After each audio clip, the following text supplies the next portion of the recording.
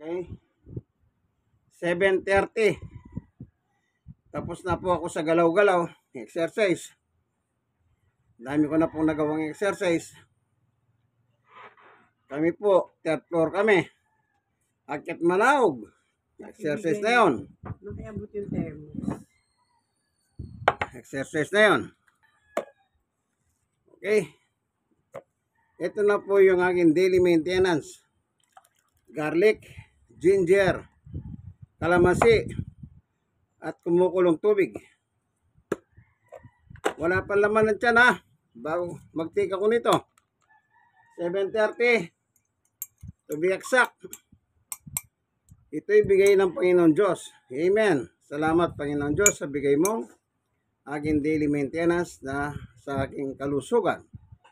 Sa ngalan ni Jesus. Amen. Okay, pinagpipray.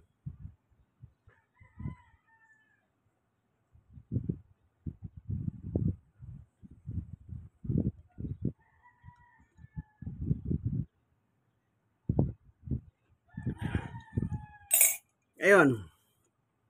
Ito naman, sa gabi bago matulog. Yan, bago matulog. Sa gabi naman. Okay. Mag-aalmusal ako. 7:30, 8 o'clock or pataas. Kailangan magtrabaho muna sa tiyan.